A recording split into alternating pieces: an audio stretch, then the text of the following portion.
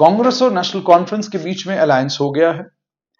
Alliance होने के बाद अब सुनने में यह आ रहा है कि कुछ सीटों के ऊपर फ्रेंडली कॉन्टेस्ट होगा और बेशतर सीटों के ऊपर इलेक्शन तो नेशनल कॉन्फ्रेंस ही लड़ रही है, कांग्रेस तो सेकंड फिडल। सेकंड फिडल का मतलब यह होता है कि ठीक है, जितना बेशतर सीटों पर कांग्रेस को, नेशनल कॉन्फ्रेंस को है, और उसके बाद कोई 10-12 सीटें अगर कांग्रेस की भी आ गई तो चलो अलायंस पार्टनर हो जाएंगे। आखिरकार क्या वजह है कि कांग्रेस, जिसके ऊपर आरोप लगते हैं कि ये मुसलमानों के हुकूक की बात करने वाली पार्टी है, और बीजेपी जिसके ऊपर ये इल्जाम लगते हैं कि ये मुसलमानों के हुकूक गसब करने वाली, मुसलमानों की दुश्मन पार्टी है, ये इल्जाम लगते हैं। क्या वजह है कि वो पार्टी जिसे मुस्लिम दुश्मन मुसलमान खुद कहते हैं, 90 सीटों पर जम्मू कश्मीर में चुनाव लड़ रही है, और वो पार्टी जो तमाम कम्युनिटीज का खैरखा खुद को बताती है, खासतौर पर मुसलमानों के हुकूक पर डाका न पड़े उस डाके को रोकने की बात करती है, वो पार्टी सिर्फ और सिर्फ 32 सीटों के ऊपर जम्मू कश्मीर में चुनाव लड़ रही है 90 में से।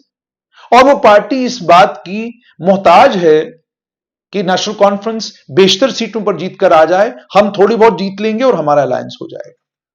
क्या ये अप्रोच किसी भी एक पॉलिटिकल पार्टी की उसे आने वाले वक्त में एक मजबूत ऑल्टरनेटिव के तौर पर किसी भी जगह खड़ा कर सकती है? कांग्रेस को जम्मू कश्मीर में सियासत करते हुए अब 77 साल हो चुके हैं, और 77 सालों के बाद भी कांग्रेस आज भी मरकज नहीं बन पाई है जम्मू कश्मीर की सियासत का। कांग्रेस हमेशा अलायंस पार्टनर, कांग्रेस हमेशा 20 सीटें, 16 सीटें, 15 सीटें, यही वाली कहानी। वजह क्या है उसकी? क्या कांग्रेस इस पर सोच विचार करेगी? अब आप यही देख लीजिए, जो नेशनल कॉन्फ्रेंस कांग्रेस का कोलिशन हुआ है, बड़ा अजीबो गरीब कोलिशन है। 5 जगह कहा गया कि फ्रेंडली कॉन्टेस्ट होगा। कहां कहां फ्रेंडली कॉन्टेस्ट होगा? फ्रेंडली कॉन्टेस्ट होगा जी हमारा डोडा ईस्ट में। अब डोडा ईस्ट में खालिद नजीब सोहरावर्दी नेशनल कॉन्फ्रेंस की तरफ से उम्मीदवार हैं, और रियाज शेख इंडियन नेशनल कांग्रेस की तरफ से उम्मीदवार है। फ्रेंडली का क्या मतलब है? क्या कांग्रेस के कार्यकर्ता नेशनल कॉन्फ्रेंस के कार्यकर्ताओं को कहेंगे चलिए कोई बात नहीं, ये कॉन्स्टिट्यूंसी में हम मजबूत हैं, आप वोट डलवा लीजिए? कांटे की टक्कर होगी, कोई फ्रेंडली कॉन्टेस्ट नहीं होने वाला। और बीच में है अब्दुल मजीद वानी, पूर्व कांग्रेस लीडर, फिर डीपीएपी में गए, और इस समय वो डीपीएपी के ही प्लेटफॉर्म से जो है चुनाव लड़ने जा रहे हैं। अब जाहिर सी बात है कि हैवी वेट है वहां के वो, और मुकाबला national conference, independent, Indian national Congress, और उसके बाद बीजेपी के गजय सिंह राणा। अब यहां फ्रेंडली कॉन्टेस्ट। अब बताइए क्या फ्रेंडली कॉन्टेस्ट है? अगर ये फ्रेंडली कॉन्टेस्ट था तो आपकी सीट शेयरिंग के फॉर्मूले के फाइनल होने से पहले ही खालिद नजीब सोहरावर्दी ने फॉर्म भर दिया था। आपका सीट शेयरिंग फॉर्मूला आपने फाइनल किया तो कांग्रेस के कैंडिडेट रियाज शेख ने अपना पर्चा भरा। यह आपका फ्रेंडली कॉन्टेस्ट है। आगे चलिए, उसके बाद आपने कहा जी हम फ्रेंडली कॉन्टेस्ट करेंगे। हमारा फ्रेंडली कॉन्टेस्ट नहीं होगा डोडा वेस्ट पर। यहां शक्तिराज परिहार हैं बीजेपी की तरफ से, और कांग्रेस की तरफ से हैं डॉक्टर प्रदीप भगत। अब यहां पर कोई फ्रेंडली कॉन्टेस्ट नहीं है, यहां कांग्रेस का अपना प्रत्याशी खड़ा हो गया। लेकिन नेशनल कॉन्फ्रेंस से डीडीसी बने सैयद आसिम हाशमी वहां से पर्चा भरते हैं और कहते हैं जी मुझे लोगों ने मजबूर किया, और मैं उनके लोगों के कहने के ऊपर लोगों ने मुझे मजबूर किया, इसलिए मुझे मैदान में आना पड़ा, इसलिए मैंने पर्चा भरा है। लेकिन अभी तक ये कहीं सुनने में नहीं आया कि सैयद आसिम हाशमी ने नेशनल कॉन्फ्रेंस की, जो उनकी नेशनल कॉन्फ्रेंस से इस्तीफा दिया है, नेशनल कॉन्फ्रेंस की मेंबरशिप छोड़ दी है, कोई ऐसी बात उन्होंने नहीं की। अगर उन्होंने ऐसी बात नहीं की है तो इसका मतलब यह है कि उनका चुनाव निशान तो इंडिपेंडेंट वाला होगा, लेकिन वहां के रिटर्निंग अफसर को पहले यह कंफर्म करना होगा कि क्या अभी भी वो नेशनल कॉन्फ्रेंस के कार्ड होल्डर हैं या नेशनल कॉन्फ्रेंस से उन्होंने इस्तीफा दिया है। अगर उन्होंने नेशनल कॉन्फ्रेंस से इस्तीफा दिया है तो यह बात तो पब्लिक होनी चाहिए थी। अगर नहीं दिया है तो फिर कांग्रेस के मध्य मुकाबिल यहां नेशनल कॉन्फ्रेंस का कैंडिडेट भी है और बीजेपी का कैंडिडेट भी है। अब आगे बढ़िए, बदरा में भी यही बात कही गई, फ्रेंडली कॉन्टेस्ट। महबूब इकबाल एक लंबे समय से ख्वाब पाले हुए हैं कि मुझे बदरवा का एमएलए बनना है। नदीम शरीफ नियाज, स्वर्गीय मोहम्मद शरीफ नियाज के सुपुत्र, डीडीसी बनते ही उन्होंने तय कर लिया था कि अपने अब्बा मरहूम की जो विरासत है उसको मुझे संभालना है। अब अब्बा मरहूम की विरासत को उनको संभालना है तो मतलब क्या है, वो इंडियन नेशनल कांग्रेस के कैंडिडेट हैं वहां से। तो फ्रेंडली कॉन्टेस्ट क्या होगा? क्या महबूब इकबाल का जो वोटर है वो एक वोट उनको डालेगा और एक इनको डालेगा? नहीं, जाहिर सी बात है दोनों को वोट पड़ेंगे। और जिस तरह के समीकरण इन कॉन्स्टिट्यूएंसीज में है, खासतौर पर बदरवा में 5-10 हजार वोट की का इधर उधर, तो भारतीय जनता पार्टी का कैंडिडेट और ज्यादा मजबूत नजर आएगा। दलीप परिहार यहां से बीजेपी के कैंडिडेट, और तीसरे कैंडिडेट यहां से हैं एडवोकेट असलम गोनी। उन्हें भी कोई मामूली या कमजोर कैंडिडेट ना समझे। एक टाइम जब वो, इससे पहले उन्होंने चुनाव लड़े थे, तो he was one of the powerful contenders. और इस समय भी पॉसिबिलिटी है कि अगर थोड़ा वो मेहनत करें, दमखम लगाएं, तो वो कॉन्स्टिट्यूएंसी में इन बाकी 3 नेताओं को दौड़ने पर मजबूर कर सकते हैं। अब बताइए यहां क्या फ्रेंडली है और किस तरह का फ्रेंडली कॉन्टेस्ट है, ये मेरी समझ से परे है। उसके बाद इंदरवाल की बात करें। इंदरवाल में कहा गया जी कांग्रेस आप लड़े। कांग्रेस में एक नौजवान शेख जफर हैं जो वहां से चुनाव लड़ने वाले, इंदरवाल से वही लंबे समय से कोशिश कर रहे थे। यहां से नेशनल कॉन्फ्रेंस के एक ताकतवर लीडर प्यारेलाल शर्मा, जिनकी शादी में खुद डॉक्टर फारूक अब्दुल्ला पहुंचे, डांस करते नजर आए वहां पर, जिसकी शादी में खुद पार्टी का सबसे बड़ा लीडर गया हो और शिरकत की हो, गाने गाए हो, डांस किया हो, अचानक वो पार्टी का बागी हो जाएगा, अचानक वो पार्टी के खिलाफ जाकर चुनाव लड़ेगा। इसे ड्रामेबाजी तो समझा जा सकता है, मगर इस पर यकीन नहीं किया जा सकता। डॉक्टर फारूक अब्दुल्ला कोई आम खाम आदमी नहीं है, मेंबर पार्लियामेंट है और जम्मू कश्मीर की सियासत का एक बहुत बड़ा नाम है। डॉक्टर फारूक अब्दुल्ला का प्यारेलाल शर्मा के घर शादी पर जाना साफ तौर पर यह दर्शाता है कि रिश्ते बड़े मजबूत हैं। तो इतने मजबूत रिश्तों के बाद प्यारेलाल शर्मा को मैंडेट नहीं मिलेगा और वो आजाद उम्मीदवार खड़े होकर चुनाव लड़ेंगे, और इसमें स्वीकृति या उसमें सहमति डॉक्टर फारूक अब्दुल्ला की नेशनल कॉन्फ्रेंस की नहीं होगी, ये माना नहीं जा सकता। लेकिन चलिए, कहा गया फ्रेंडली कॉन्टेस्ट है तो हो सकता है फ्रेंडली हो। यहां से गुलाम मोहम्मद सरूरी भी पर्चा भरेंगे इंडिपेंडेंट के तौर पर। खबरें उनको लेकर यह थी कि गुलाम मोहम्मद सरूरी कांग्रेस के प्रत्याशी हो सकते थे, लेकिन बात नहीं बनी। अगर वो बात नहीं है, जिसको हो सकता है कि कांग्रेस गुलाम मोहम्मद सरूरी के दाएं बाएं वाले लोग डिनाई करें, तो फिर डीपीएपी का मैंडेट क्यों नहीं मिला? फिर गुलाम नबी आजाद आखिरी मौके पर क्यों कह रहे हैं कि मतलब मैं तो कहीं जाऊंगा ही नहीं, और वैसे भी उनकी तबीयत ठीक नहीं जा सकते हैं। तो कहने का मतलब है कि इंदरवाल में क्या फ्रेंडली होगा? यानी एक कैंडिडेट आप खड़ा करते हैं ऑफिशियली, जहां पर कांग्रेस लड़ रही है वहां पर अनऑफिशियली भी आपका कैंडिडेट खड़ा होता है। यह कैसा अनुशासन है पार्टी में? और क्या यह संभव है कि अगर प्यारेलाल शर्मा जीत जाए, मान लीजिए possibility, probability, doctor Farooq Abdullah कहेंगे कि जनाब बागियों के लिए हमारे पास कोई जगह नहीं। ऐसा नहीं होगा। हमने डीडीसी के चुनाव में देख लिया कि बागी जिसने खुद को कहा और बाद में चुनाव लड़ा, जब जीता तो नेशनल कॉन्फ्रेंस ही हो गया। अब आगे चलिए, किश्तवाड़ में सज्जाद किचलू हैं, अकेले हैं वहां पर, जाहिर सी बात है वहां को टक्कर देने वाला सज्जाद किचलू को नहीं है। बड़े लीडर हैं, ताकतवर लीडर हैं। इनका मुकाबला बीजेपी की शगुन परिहार और पीडीपी के फिरदौस टाक से है, तो कोई यहां पर अचरज वाली बात नहीं है।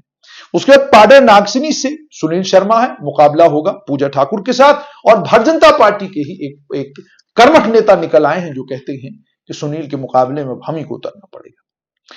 उसके बाद रामबन में आप देख लीजिए कि रामबन में जहां तक बीजेपी का ताल्लुक है उनके राकेश ठाकुर हैं, नेशनल कॉन्फ्रेंस के अर्जुन सिंह राजू हैं, और यहां से कांग्रेस ने अभी तक अपने किसी कैंडिडेट की अनाउंसमेंट नहीं करी है।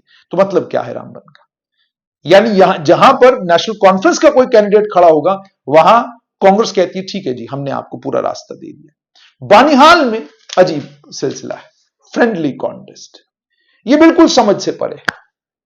यानी कांग्रेस के नेताओं ने एक ऐसा अलायंस माना है जहां पर यूं कहिए कि एक नेशनल पार्टी जो है लगभग उसने एक रीजनल पार्टी के सामने घुटने टेक दिए। वहां पर वकार रसूल जो कांग्रेस के प्रदेश अध्यक्ष रहे हैं, उनका मुकाबला, उनके मुकाबले में सज्जाद शाहीन है नेशनल कॉन्फ्रेंस के, और उसके अलावा बीजेपी के वहां से सलीम भट्ट हैं, और उसके अलावा एक और प्रत्याशी डीपीएपी से। अब यहां पर 2 लोगों के बीच में कांटे की टक्कर है, और उसका आप सोशल मीडिया पर जाकर वीडियोस देखिए कि सज्जाद शाहीन ने क्या कुछ विकार रसूल के बारे में नहीं कहा। यानी कांटे की टक्कर दोनों के बीच में, और आप कहते हैं फ्रेंडली कॉन्टेस्ट है। दो लीडर एक दूसरे की शक्ल देखना नहीं चाहते हैं, आप कहते हैं जी फ्रेंडली कॉन्टेस्ट। आपने अपने कैंडिडेट को भी अकोमोडेट किया और आपने अकोमोडेट किया आपने विकार रसूल को भी कह दिया आप हमारे साथ हैं। अब ये है फ्रेंडली कॉन्टेस्ट। इसी तरीके से आप चले जाइए राजौरी पुंछ में, वहां पर भी बड़ी सारी सीटों के ऊपर फ्रेंडली कॉन्टेस्ट। आप जैसे मैंने आपको थाना मंडी की सीट के बारे में बताया, अब थाना मंडी की सीट के ऊपर क्या है, वहां मुजफ्फर खान भी कैंडिडेट है और वहां शबीर खान भी candidate. Shabir Khan official candidate है और मुजफ्फर जो है वो नेशनल कॉन्फ्रेंस के कैंडिडेट हो सकते थे, लेकिन बागी हो गए। अब बगावत कर दी है और बागी कैंडिडेट के तौर पर वहां से वो चुनाव लड़ेंगे। कई कॉन्स्टिट्यूंसीज हैं। अच्छा, कुछ कॉन्स्टिट्यूंसीज तो ऐसी हैं जहां पर नेशनल कॉन्फ्रेंस का कोई जनादेश ही नहीं है, वहां पर नेशनल कॉन्फ्रेंस से कोई तवक्का उम्मीद भी आप ज्यादा नहीं रख सकते। जम्मू संभाग में उनका एक बड़ा लीडर था अजय सहोत्रा, उसे जम्मू नॉर्थ में उन्होंने एडजस्ट कर दिया, बात किस्सा खत्म। बाकी कॉन्स्टिट्यूंसी में नेशनल कॉन्फ्रेंस के पास अगर कुछ होता तो पार्टी दावेदारी ठोकती, लेकिन है नहीं, इसलिए पार्टी कोई दावेदारी ठोक नहीं रही है। कांग्रेस की लीडरशिप को इस बात पर गंभीरता के साथ सोच विचार करना होगा कि बीजेपी अगर यह कॉन्फिडेंस दिखा सकती है कि 90 की 90 सीटों पर अपने प्रत्याशी खड़े कर रही है। बीजेपी के पास राजौरी पुंछ में 4 बड़े मुस्लिम चेहरे हैं, जुल्फिकार चौधरी, इकबाल मलिक, सोहेल मलिक, चौधरी गनी और उसके अलावा कई और नाम, शहनाज गनाई, ये सारे चेहरे इस वक्त बीजेपी में हैं। अब कॉन्फिडेंस तो देखिए। अच्छा, इसी तरीके से घाटी में बहुत कोशिश की बीजेपी ने कि कोई बड़ा नेता उनके साथ आया, नहीं आया कोई बड़ा नेता उनके साथ, लेकिन वहां पर भी हार मानने के लिए बीजेपी तैयार नहीं। करना, कुपवाड़ा, टंगदार, इन इलाकों को लेकर तो बीजेपी कह रही है चुनाव जीत रहे हैं हम। तो इसका मतलब यह है कि एक पार्टी कांग्रेस जो भारत के इस पॉलिटिकल लैंडस्केप पर लगभग पिछले 150 साल से है, उस पॉलिटिकल पार्टी में हिम्मत, ये ताकत नहीं कि वो 90 सीटों पर अपने कैंडिडेट खड़ा करे। चुनाव, इससे पहले भी जमानतें जब्त हुई, 40-40 कैंडिडेटों की जमानतें जब्त हुई, तो फिर क्या आपने चुनाव लड़ना बंद कर दिया?